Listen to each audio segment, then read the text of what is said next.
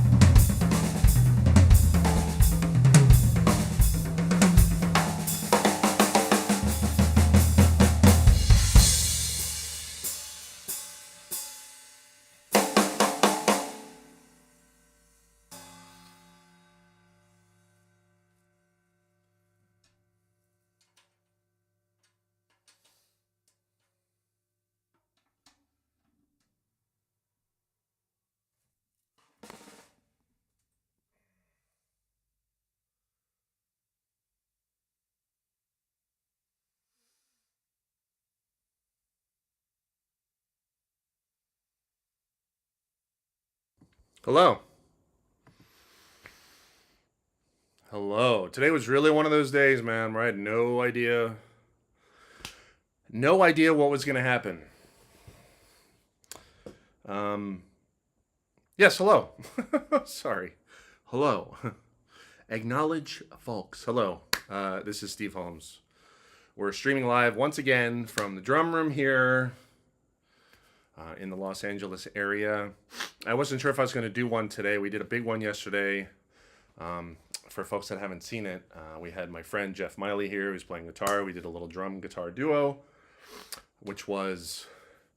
Jeff played amazing, and I watched some of it back today, and it was pretty rough. It's rough watching and listening to yourself, as many folks know. But I really I'm trying to okay, because you want to delete it, right? You want to oh, this is garbage. I just it's me. It's me right now, for better, for worse, just leave it out. If you want it out there, which obviously I do, right? Or else I wouldn't be doing all this. So I'm just leave it out there, and if, whatever, it is what it is, I thought we had some good moments yesterday, particularly towards the end. The beginning was just, so bad. Don't watch the beginning when we start playing. I mean, if guitar players watch Jeff, but I hadn't played with another musician in years, years. And so, I was just trying to leave room and not get in the way and kind of play it safe a little bit. Although that might seem funny in hindsight when you watch it, because it's wow, if this is you playing safe, then I'd hate to see you being aggressive. But really, part of it was just wanting to see if we could do this kind of thing here live, really, which I think that was a huge success. And I like to get, more folks in here to play. I think that would be great. But yeah, this is it. Today, I was out late last night. I woke up today. I was very tired, super groggy, and I was drinking my coffee and just waking up. And then all of a sudden I got that musical energy. It was very odd. It literally woke me up. I was oh man, if I was playing right now, the ideas started coming.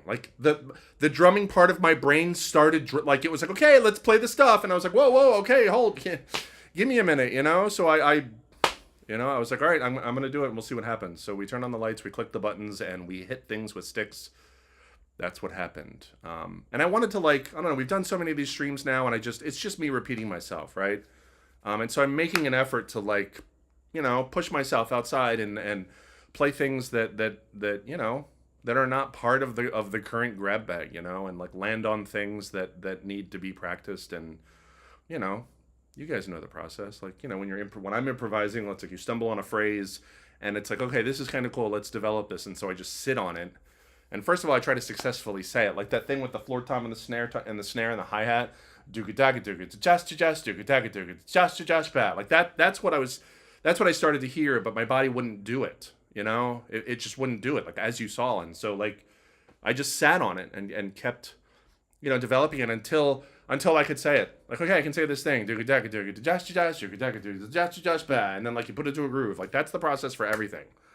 Develop the idea, make sure it's on the grid, make sure it fits musically, make sure it's in time. And then put it to a groove, boom, that's whatever. Is that in 3? Is that phrase in 3? Yes, it is, right? So to put it in 4, I don't even know what I did. Did I play it right?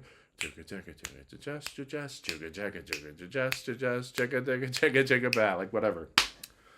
Yeah, sounds like it was in 3, and I just put it in 2 bars of 3 and 4. Anyways, I wasn't thinking about that, which is probably good. I wasn't thinking at all. I was just trying to play the phrase. Anyway, I had fun, and I was working on that new lick that I got from that Louis Palmer video. Louis Palmer, great drummer. The thing with the foot, right, left, right, left, right. For that's how you kind of jumpstart 16-note triplets. Sorry. Boo-ba-da, boo-ba-ba, boo-ba-boo, boo-ba-ba, boo-ba-boo. That's 6 notes. And so that sticking is still a little awkward. And so I'm trying to successfully insert that in a chain or sequence of existing 16-note triplets things. So that's, that's what I was doing at that point. Anyways, it's crazy. It's crazy. Let's see what folks are saying. Hello, internet. We're on Facebook. We're on YouTube. And I'm going back to the beginning, so the first couple comments, or the first many comments, will be really old.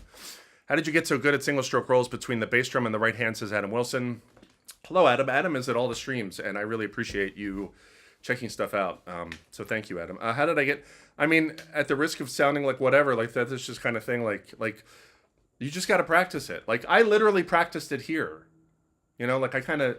like I turn this thing on, and sometimes like I'm literally just practicing. And so you see me do it, you know, it's like you see me not do it well, and then I slow it down, and then, you know, I try to get comfortable, and then I speed it up.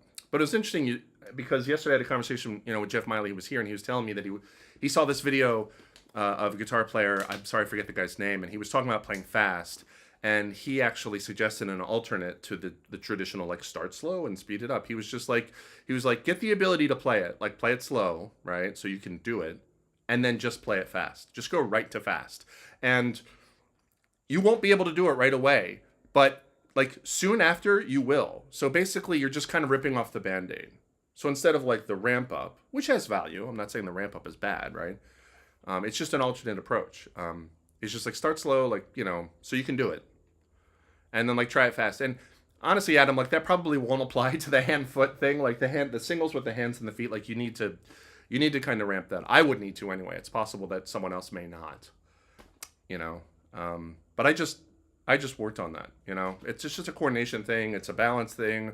Dubba. I worked on all the different subdivisions, you know, whatever. Quarters, eighths, trips, 16s, 16 triplets. Chaku, you know. You know, I just worked on all the subdivisions like to a click with all the different hands, you know. And then I started experimenting with like flams, like, you know, like flam, right, flam, left, with a foot in between each one. You know, that was tough. Like I never really got you know, airborne with that. I never got off the runway with that. So that was me working on that, you know. So that's how I do it, you know. Let's see, Ricardo, what's up? Ricardo, yes, I was hanging out with Clint last night, Ricardo. Let's see, love all the hard work you put into the stream. It sounds amazing, even on the phone. That's great news. I have been putting in hard work, I don't mind saying, to get this sound set up here. And on other streams, there's we go through the setup and stuff. And I actually might do a proper like YouTube video going through the setup here. It's actually not terribly complex, really. There's not a lot to it. Let's see, but thank you. Gabriel says, hey guys. Hey Gabe, what's up? Let's see, on Facebook, Diego says, hey Steve, more molar please. Yeah, sounds killing. Lots of, the auxiliary hats, we kind of went to that for a while. Some positive feedback here. Really appreciate it, you guys. Let's see, what are some of the other favorite drums besides Yamaha? I'm sure other folks in the chat, you know, can speak to that. Geez, you know, it's been so long since I've spent serious time on a kit that's not Yamaha that I almost don't feel qualified to say so, you know. But really, a lot of it, most of it, I'll say, is just, it's the player. And I don't only mean like, oh, you know, a good player will play the drums well, and that means the drums will sound good. There is a lot of truth to that, right? But you also have to you have to know how to tune, you know. You have to know. You have to have a sound that you're going for. That's a big mistake that people do with everything. Actually, if I'm working on a thing, whether it's like the hand foot rolls we were talking about before, grooves, like what, or even tuning, it's like before you start, have a finish line in mind. Some people, they just start and they don't have the ability to recognize when they're there. You know, when you've done it. You know, because they don't have a particular sound in mind. I have a particular sound in mind. You know. And so I'll recognize it when I get there, you know. But we're getting sidetracked. I can't speak to other drum companies. Obviously, a lot of guys use Gretsch. I don't have a lot of experience with Gretsch, but I've spoken to a lot of great drummers that like Gretsch, but they find that there's a little bit of inconsistency in what you get. You know, like sometimes there'll be issues with the drums, sometimes there won't be issues with the drums. And then if you have to send drums back, like it takes a long time. Now, I think that Gretsch may have been bought like over the last, whatever, X amount of time, year, 2 years. I don't really, I mean, I follow industry stuff like in a general sense, but I don't like keep up. I don't know, oh yes, back in January of 2019, Gretsch was bought by whatever, I'm not that guy. So its point is like the things I'm saying about Gretsch, because I'm criticizing them now, and so I should say that they may not be true anymore. I have no idea. I'm not speaking from experience. I'm speaking from like what other people have said to me, So, but having said that, Gretsch, they make the drums sound great. There's tons of recordings, obviously, of Gretsch stuff that sounds great. I don't know. It's a personal thing, Pearl. A lot of great drummers use Pearl. Some of my favorite guys, Dennis, DeCenzo. They're both Pearl guys. Their drums, well, DeCenzo's drums always sound great. I can't say that every Dennis video I've seen has been like, man, those drums sound fantastic. Yeah. Not every guy can tune his other guys. And plus, Dennis is an Evans guy, too. So those heads, I don't mind saying, Dennis, come on. The DCI videos he did, like back in the day in the 90s, he plays amazing on there, but those drums do not sound good. I don't mind saying. He's got those like Evans hydraulic heads on there. This is my opinion, right? Other people may be like, man, those toms are really singing. And in which case, that's fine. I don't like that sound. Anyways, I'm getting myself into trouble now.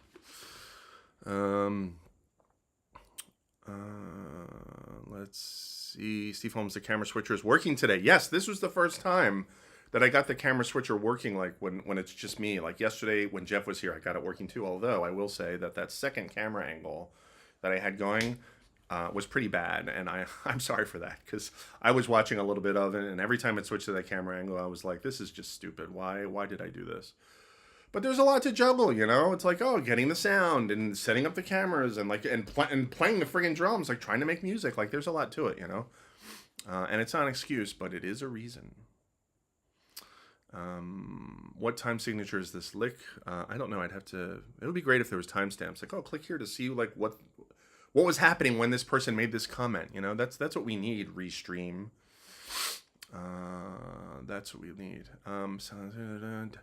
Let's see. Nothing more boring than watching a never-ending drum solo, says Dave Pounds. Yes, that's a totally legitimate opinion, Dave. I appreciate that. Actually. I do find it interesting though, like if someone doesn't like something that they've obviously watched long enough to observe the thing that they don't like, and they realize they don't like it, and instead of just looking away, they take the time to say like, hey, I don't like this thing. I don't know who that benefits, because no one's going to learn from that. No one's gonna read that comment and be like, oh yes, that's true. Like I don't like it. Like if someone doesn't like it, they're gonna notice that they don't like it. But having said that, it's the internet, and I have a thing up where people can make comments, and so Dave made a comment. So thank you, Dave. Let's see. I like the new right hand camera. Yes. Oh, cool. Nice. Yes, this is a new camera angle. The right hand camera thing. Let's turn it on again, just for funsies, because it's fun. I'll turn off the timer thing and whatever. So that's the worst part about the stream, is like, oh, you get to watch someone like click things, Yeah, this is a pretty cool angle, except to say like there's one cymbal down here that you can't see, and I guess you can't really see me, which I didn't notice, but that's fine. Like, you can see the hands on the kit. That's the important thing, right? But this cord on this thing is pretty long, and so I plan on changing it on different streams. We'll do different camera angles and stuff, so that'll be fun. That'll be funsies. Funsies is one of my favorite words right now. Let's see. Matthias is back. Matthias is like, great to see the double stream. Matthias, when are you going to start streaming, bro? Let's get the Matthias streams going. David says, hey, you had a foot cam set up. Well, kind of. Like, everyone was asking to see my feet, and so I literally just put my laptop on the floor for a minute. Yeah, I don't have enough inputs to dedicate a camera just to my feet. Yeah, David says subscribe. Thank you, David. Yeah, other folks that have not subscribed to my YouTube channel, please do so. Go to my channel, check it out. If you're interested in this kind of thing, subscribe. We're trying to get the subscriber count up. We're currently at like 23,000 and something. We just crossed the 23,000 threshold. So I'm happy about that. But yeah, there's tons of instructional videos on there, and it's funny. I discovered how to create shorts. Like, you know, YouTube's trying to compete with TikTok and Instagram, and they have these little like viral 15-second vertical videos. You know, they're trying to do that thing, and so they have a thing called shorts. You know, which a lot of you probably have seen. And so I Googled. I'm like, how do I make a short clip out of my existing videos? And I figured it out, right? So I was up late one night, like going through my videos. I'm like, oh, this 15 seconds is kind of cool, you know? So, you know, I made a little short of it. And so I even made one of my high school drumline video because no one's going to watch that. But there's some kind of cool stuff in there. A lot of people ask me about my double stroke rolls and how did you get that happening? And that shows how, actually. I was in high school and we were very serious about marching band, and I had to get my doubles together for that. Let's see. Adam Wilson live streams yesterday. Yeah, there was a live stream yesterday with live music. Adam Wilson, you were here for that, right? I thought you were. Anyway, Jason on Facebook. Hey, Steve, any sound treatment in your room? Curious how loud it is for the neighbors, says Jason Gonzalez on Facebook. Yes, Jason, thank you for the question. I have some pretty good sound reinforcement in the walls for soundproofing purposes. And once I was successful in that endeavor, I was so concerned about it, right? I was so concerned about soundproofing this room because I was paranoid. I'm paranoid about like being a good neighbor. Like, I don't want to be a bad neighbor. I don't want to be the guy that's annoying with my drums. And so like I went to great lengths to make sure my drummer was soundproof, right? And once I did that and I set up my drums and I was like, awesome, I did it. And then I started playing my drums. And I was like, oh my God, this room sounds like crap. So then I had to learn about sound treatment, right? Which is different than soundproofing. Sound treatment is getting the room to sound good by absorbing sound waves in a fashion that improves the sound, basically, because the sound waves are just going to bounce all over the place, and it's not going to sound good. And so I bought these bass traps. Let me see if you can see them at all on, if I move the laptop a little bit. Let's see, is there one up here? Yeah, there's one up there. There's two right there.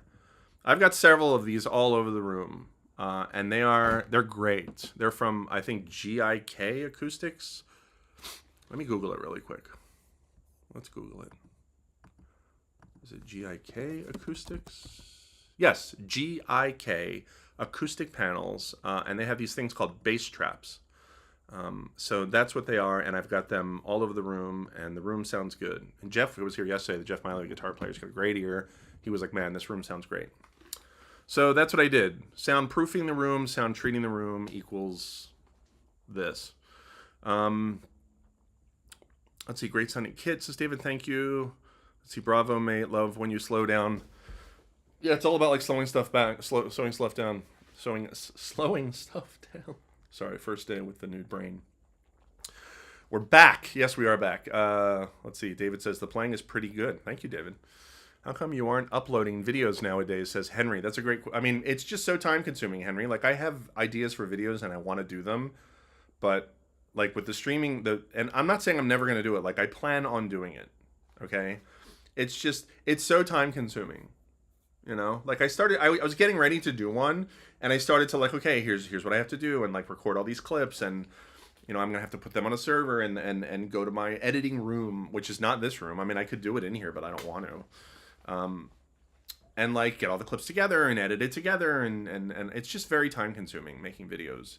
And it was very time consuming getting the stream set up, but now that it is set up, it's what I call fire and forget. You know, like hit a button, boom, do the thing, make content. Like we're coming up on an hour or so here, you know. 54 minutes, you know. It's a 54-minute long video, and I just hit a button, hit a couple buttons, and it sounds great, you know. And we got the lights and the camera, so. But I plan on doing it. Right now I'm kind of addicted to streaming, to be honest. Adam Wilson says, now I want coffee and music, yeah. Let's see, Robert Dorr on YouTube. I haven't played with another musician in years. It is very telling. It's true. It's true. I mean, for better or for worse. Yeah, the pandemic and you know, I don't play music for a living, for folks that don't know that. Like, I'm a video game designer, you know. I work at Infinity Ward, I make Modern Warfare games, you know. but I've never stopped practicing ever since I like switched gears from, okay, I'm trying a music career, and then I got a job testing video games like 20 years ago, and I gelled with that industry and was quickly promoted up the ladder, really. And I love video games just like I love drumming. So I thought at that time, and still think it would be dumb for me to, waste that opportunity so I can play coffee shops for $50 and starve. Just kidding. No, I've talked about that before. Like, I'm just not as good at like getting gigs in the business side of things as I was at the actual drumming. Like I just wanted to drum. Like, it's still true. Like, I just want to drum. I don't want to pack on and deal with, like, especially now. Like, the older you get, the less tolerance you have for jumping through the hoops. You know what I mean? Yes. So that's that. Internet. Let's see. Emmett says, Internet loves Steve Holmes, legend. Thank you. Play My Hero from the Foo Fighters. Man, that's a great tune, but I don't have it like memorized, and I would not be able to like. I mean, that's a great tune. It would be fun to play. I don't know it, and I don't know. There would be copyright issues. I can't play Foo Fighters on here without there being copyright issues. Let's see. Marshall on YouTube. Hey, Steve. First time in. Welcome, Marshall. Enjoy your playing. I hear maybe Weckl and Kalyuta influences. Oh, man. Sorry, I'm laughing because, like, yeah, those are the two guys that have obviously, had a huge inspiration on my playing. Perhaps too much at this point, but like I keep saying, like, it is what it is. I mean, I think I've created, my own identity on the kit to some degree. But yeah, my influences are obvious. Let's see. Marshall says, love the West Wing shirt. Yes, for those that may or may not know, these are the characters of the West Wing TV show, which is one of my favorite shows of all time. Let's see. I'm using stereo speakers, but am having stereo place makes, or am I actually hearing? No, it should be stereo. I'm pretty sure the stream is in stereo. Let's see. Do you think some people are destined to naturally suck at swing no matter how much they practice? Says Sion Wilcom. Sion Wilcom? Sorry, I'm not saying your name correctly. You either have it or you don't. Yours is great, by the way. Thank you. Man, I don't think I could agree with that statement. That like, oh, either you can do this thing or you can't. I think that if you do the right things enough, you can do it. But the thing is, like, and I feel like, especially when you're talking about jazz, right? Because this reminds me of like when Neil Peart started to play jazz, and there's that video of him, playing with the big band, and he started studying with Freddie Gruber and stuff in the '90s, and then he did that CD and stuff, and those performances, they speak for themselves. It seems that Neil was really into jazz, and to me, like, his playing was beautiful and was almost the antithesis of like jazz drumming, right? And I don't mean that in a bad way. I mean, that's simply where his musical place was, And your question kind of reminds me of that. And the point is this: anyone can get there, but some people may have longer to travel than others. That's my point, right? And so if you have a long way to travel to get to the place, and other people don't, so other people, they get close and they get there, and you're still not there yet because you're starting from a farther away place. And so you start to think like, I'm never going to get there. I think that you can get there. And when I say you, I mean just generally speaking. You just got to figure out, like, why are you all the way back here? And I would suspect when it comes to swing playing, it's possible that I mean, it depends. Like, if you've spent like decades, playing like bugga bugga bugga, digga-da-da-digga-da-da-digga-da-da, like that's like Neil was the king of that stuff, literally the king of that stuff, and that's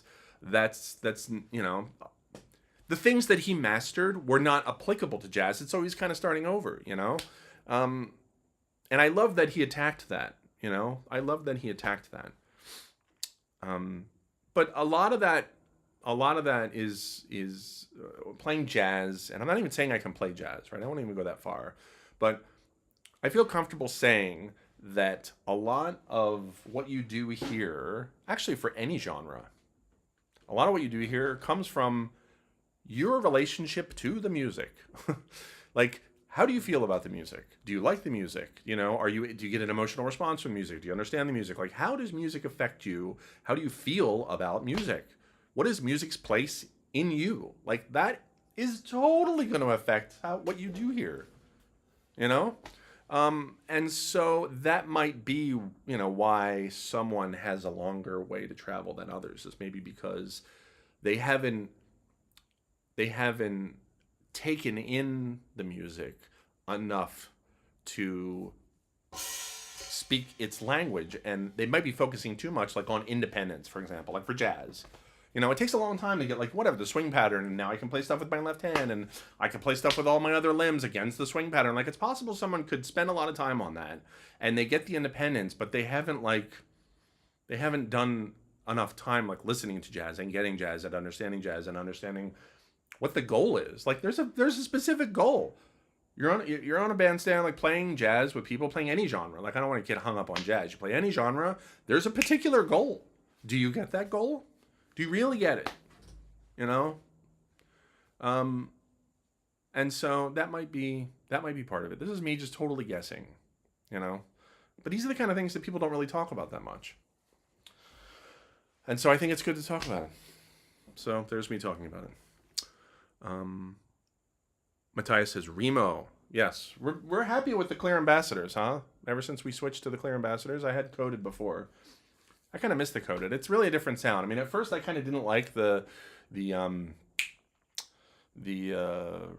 attack, the kind of staccato attack of the ambassadors. But now that they're kind of getting broken in a little bit, I'm pleased with the current sound. Let's see, Dave DeCenzo, absolute monster. Too bad he isn't very active on social media.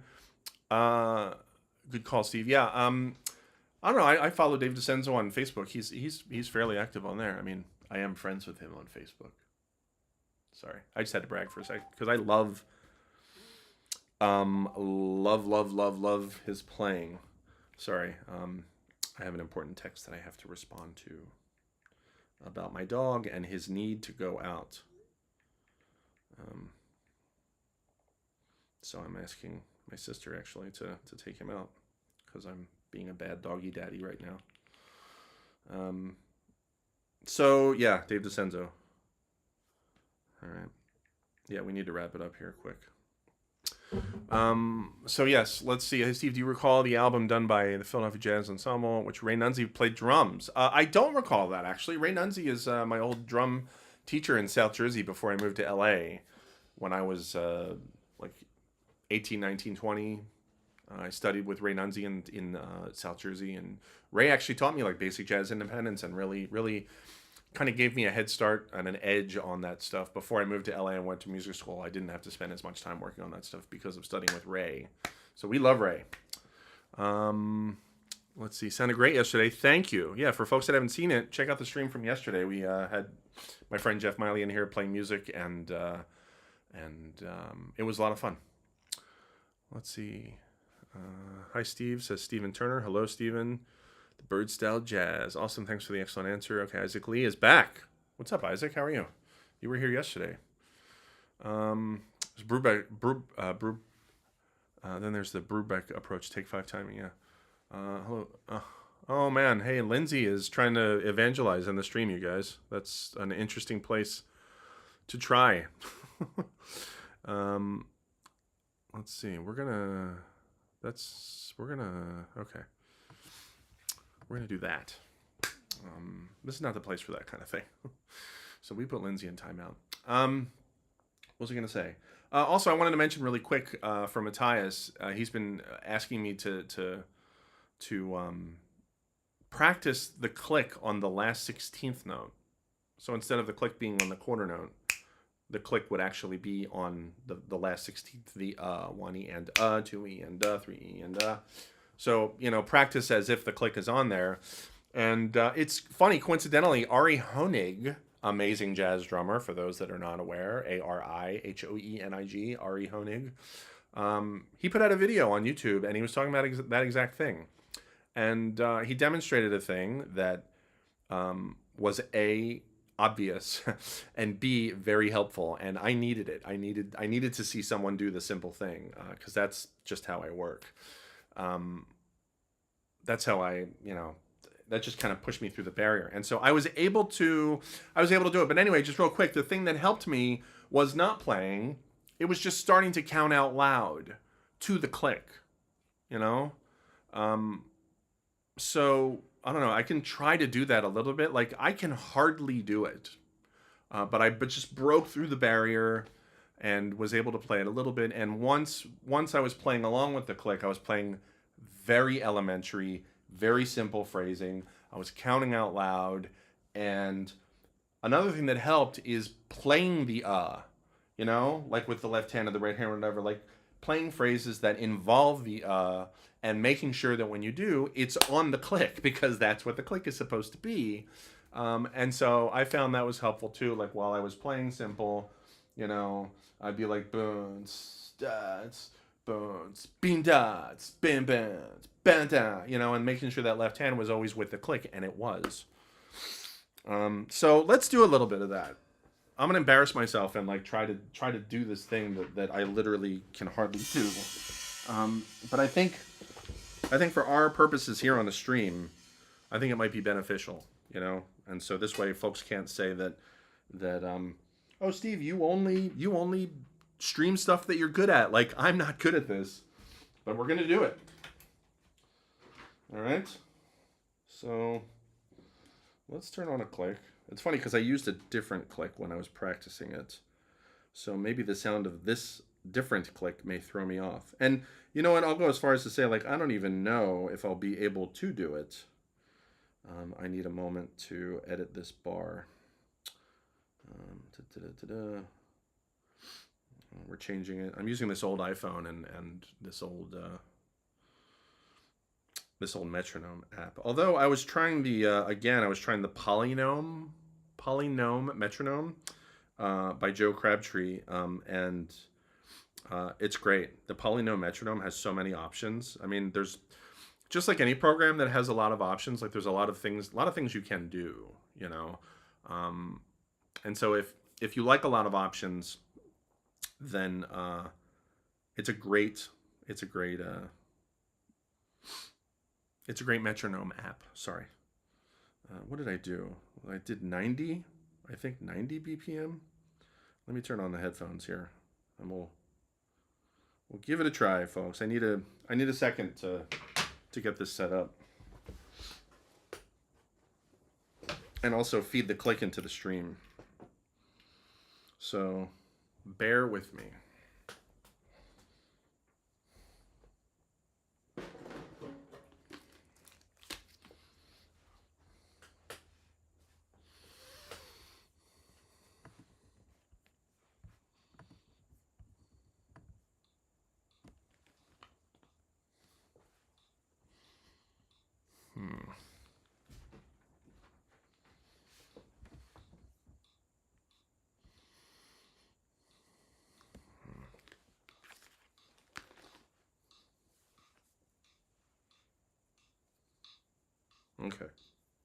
Okay, we're doing it. Stand by.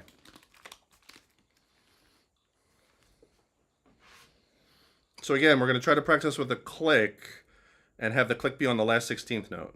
And this is like, it's a common thing. A lot of people talk about this. A lot of people do it. I just never put in the time. I literally... Man, 80 is even too fast. I think we need to do like 70. Let's try 70. Yeah. Yeah, let's try that. Stand by 1 second, please.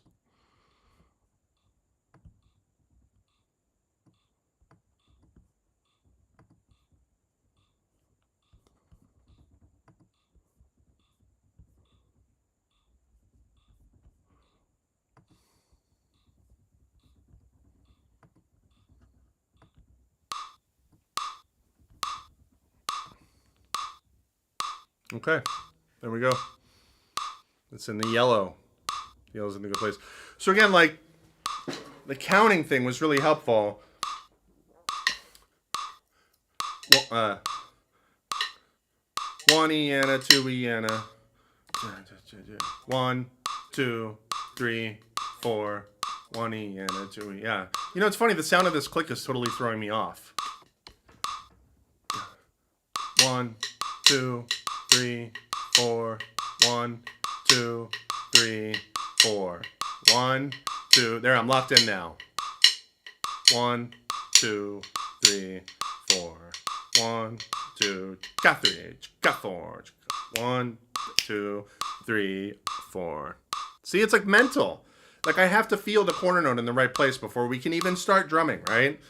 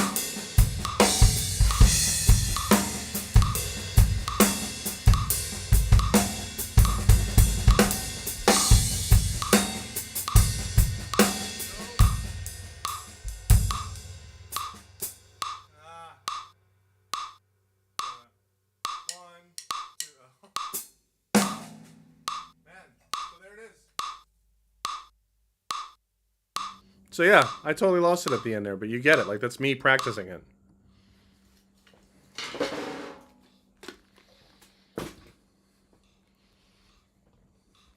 You know, that's the process. And again, like the things that were helpful, you know, like getting it started.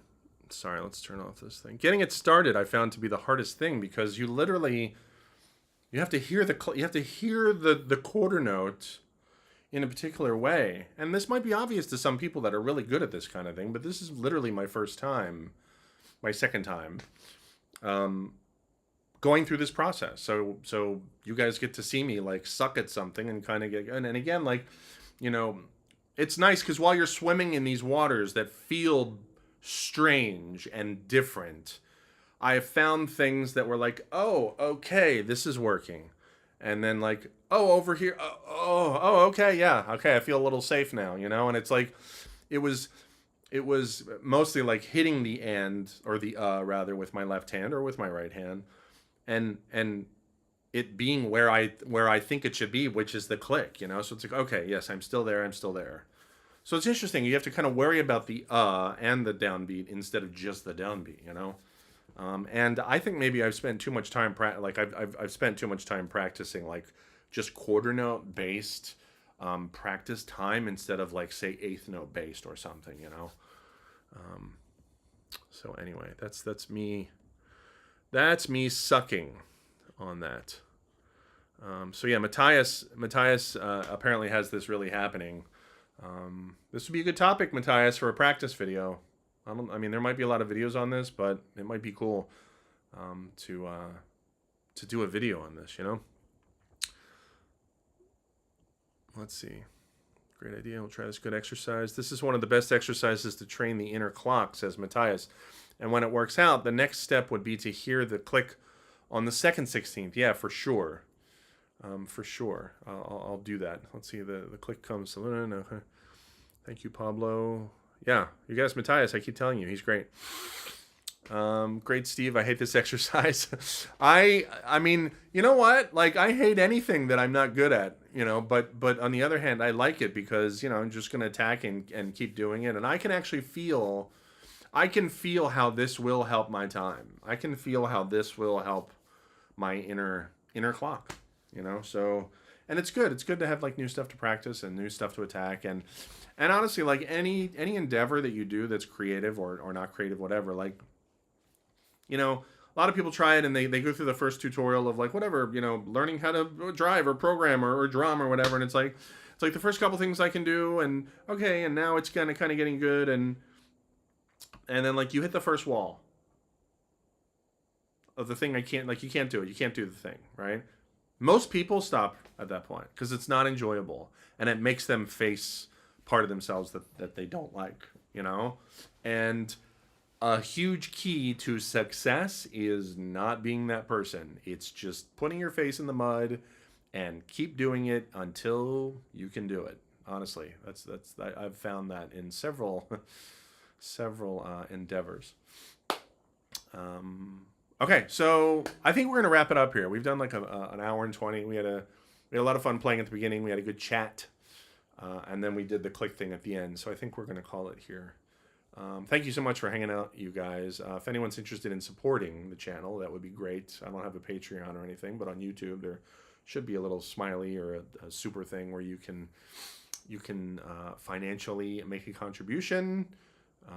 That would be great. We're trying to get some gear here and maybe a camera switcher and that kind of thing.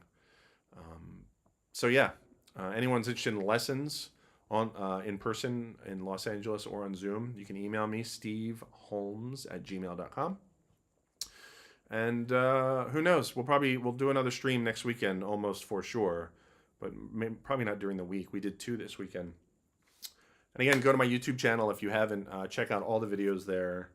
And subscribe, please, if you haven't. And yeah, we're just trying to, you know, part of the reason why I'm doing all these streams is I'm just trying to increase my exposure and the awareness of that people have of me just in general, you know, because I enjoy doing this kind of thing for folks, and I like teaching, you know what I mean? So I'm kind of eager to get, you know, information out there.